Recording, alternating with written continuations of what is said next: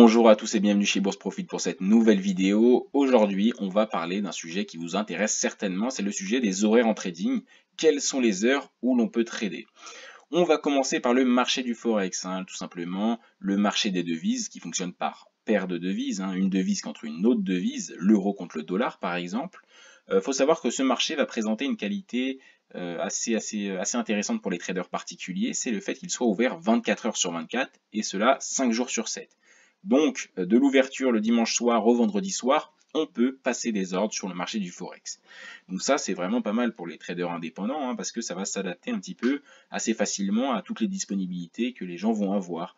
Voilà, vous avez peut-être des disponibilités particulières, et bien avec le marché du Forex, on peut trader à des horaires qui sont assez larges, qui sont tout simplement en fait ouverts tout le temps, mis à part le week-end. Alors c'est quand même une bonne chose que le week-end les marchés soient fermés, qu'on ne puisse pas passer d'ordre sur le Forex, on va pouvoir voir un petit peu, voilà, faire un bilan de la semaine précédente, analyser son plan de trading de la semaine suivante, ou tout simplement faire une autre activité, parce qu'en fait, il faut quand même faire une pause le week-end et même la semaine, il ne faut pas tomber dans ce qu'on appelle l'overtrading. C'est le piège du marché du Forex, étant donné qu'il est ouvert 24 heures sur 24, on peut être tenté de surtrader, de trader pour trader, c'est ce qu'on appelle l'overtrading. On va rentrer dans un trading, on va rentrer dans un excès de trading, et ça va être même contre-productif à ses performances. Donc il faut faire attention à ne pas tomber dans l'overtrading avec le marché du Forex, étant donné qu'il est ouvert tout le temps. Donc ça, c'est un piège sur lequel on peut tomber assez facilement. Donc c'est pour ça que je disais que le week-end, c'est une bonne chose que les marchés soient fermés.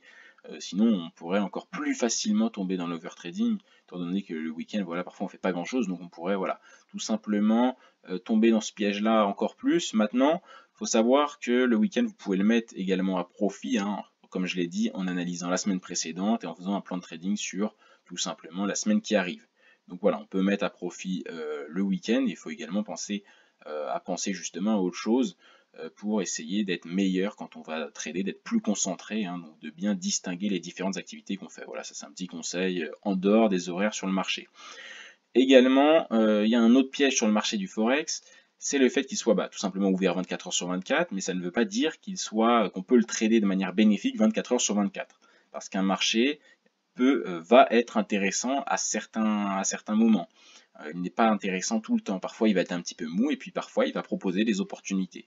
Et donc, justement, le piège, c'est de tomber dans le fait qu'on va justement trader à des horaires qui ne soient pas vraiment intéressantes, où les amplitudes sont pas bonnes, les volumes sont pas bons. Donc, voilà, il n'y a pas vraiment d'opportunité. Et puis, les spreads vont être également plus élevés. Par exemple, si on prend leur CHF, donc l'euro contre le franc suisse, là, par exemple, si vous tradez la nuit, il est possible qu'il y ait peu de volume, donc il y ait peu d'intérêt. Donc voilà, faire attention justement à ne pas trader à des horaires qui ne soient pas forcément intéressants. Pour ça, il y a des sessions. Voilà, là, il y a la session européenne qui va commencer pour nous de 8h à 18h, puis il y a la session américaine qui prend le relais, et enfin, il y a la session asiatique. Donc pour ça, il faut prendre en considération les paires de devises qu'on trade. Est-ce que c'est l'euro, le livre, le franc suisse, le dollar, le yen japonais, le dollar australien, le dollar néo-zélandais? Regardez toutes ces informations-là. Prenez bien en compte toutes ces informations-là.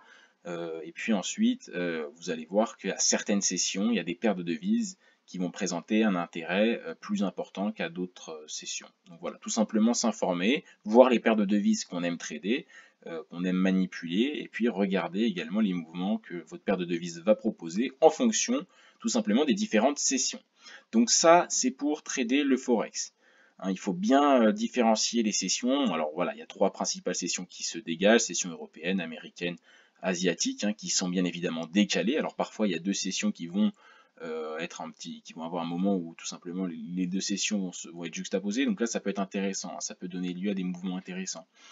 Le chevauchement des sessions peut voilà, être intéressant pour pas mal de traders, donc à ne pas négliger. Après, voilà, tout simplement, faut analyser les graphiques par le passé et voir justement où les amplitudes, où les potentiels se font et sont visibles. Donc voilà pour le marché du Forex, on en a fini. On va passer maintenant au marché des actions. Donc pour ça, alors ça sert à rien de connaître les heures d'ouverture et de fermeture de toutes les places boursières mondiales, ça ne va pas vous apporter grand chose. Maintenant, si vous avez tout simplement des indices ou des actions que vous aimez trader, vous allez regarder tout simplement les places boursières qui vous intéressent. Alors là, on en a mis quelques-unes hein, qui peuvent vous intéresser. Également, il faut faire attention à votre lieu de résidence, hein. Faire attention bien évidemment à votre fuseau horaire, et puis regardez si vous êtes sur les marchés, sur les CFD, sur un courtier CFD, si vous tradez sur un courtier CFD, faire attention à ses horaires à lui. Essayez faites la démarche, hein, généralement sur leur site, c'est souvent écrit, mais voilà, regardez quels sont les horaires sur votre courtier CFD, parce que ça peut varier d'un courtier à un autre. Donc voilà, bien prendre en considération toutes ces petites différences qui peuvent avoir d'une personne à l'autre, hein, rien n'est figé. Donc voilà, prendre en considération cela. Donc là voilà, on vous a mis des places boursières assez importantes, il y en a plein d'autres, hein, ça va dépendre tout simplement de votre intérêt. Et puis, si vous pouvez également trader à des horaires qui sont assez intéressants, c'est-à-dire le week-end, vous pouvez avoir accès au marché des crypto-monnaies. Les crypto-monnaies sont ouvertes 24 heures sur 24 et 7 jours sur 7. Hein, c'est des cotations qui sont un petit peu particulières, hein, c'est un marché récent qui a une dizaine d'années, qui est justement un petit peu particulier, vous en avez peut-être déjà entendu parler, et la spécificité des crypto-monnaies, c'est qu'il est ouvert tout le temps, il n'y a pas d'arrêt réel de décotation, hein. On peut techniquement trader à tout horaire. Donc également, ça a des pièges, ça a des avantages, ça a des inconvénients, il faut tout simplement les prendre en considération. Donc voilà, hein, pour tous ces horaires-là, regardez si on est chez un courtier CFD, les horaires que votre courtier va proposer, regardez votre lieu de résidence, faire attention également aux horaires d'été et d'hiver, hein, si votre lieu de résidence ont tout simplement ont un changement d'heure entre l'été et l'hiver. Prendre en considération tout ça, hein, ça peut vous éviter de tomber dans des petits pièges. Et puis si vous tradez sur le marché des futurs, il faut également regarder, les heures sont voilà, différentes également. Donc bien s'informer de tout ça. Les horaires ont une réelle importance en trading, hein. Il faut connaître les horaires, mais pas que, hein. Il faut connaître les mouvements qui peuvent être intéressants. Il faut savoir que les volumes ne sont pas visibles à tout instant. Par exemple, si vous tradez, si vous êtes en France et que vous tradez tout simplement sur des actions françaises ou sur des actions anglaises, ou voilà, sur plein de marchés, hein, il va y avoir parfois un petit coup de mou entre midi et 14 heures, parce qu'il y a la pause déjeuner, il y a moins de volume et les marchés peuvent être moins intéressants. Donc voilà, vraiment analysez ça sur les graphiques et faites l'effort de vous informer. Ça dépend également hein, de votre style de trading. De toute façon, si vous faites du très long terme, les horaires auront moins d'importance pour vous. Mais si vous êtes sur le scalping, par exemple, sur du très court terme, vous allez regarder attentivement les volumes et les horaires qui vont être intéressantes, hein, parce que voilà, il faut trader quand il y a un petit peu de la bonne volatilité, hein, quand il y a tout simplement des opportunités et que le marché a quelque chose à nous proposer. J'espère que cette vidéo vous a été utile, et si c'est le cas, je vous invite vraiment à vous abonner à notre chaîne, hein. On sort 2 vidéos par semaine, une le mercredi, une le dimanche. On est également présent sur Instagram et sur notre site. Tout est dans la description. N'hésitez pas à vous rendre hein, sur notre Instagram. Voilà, on est facilement joignable.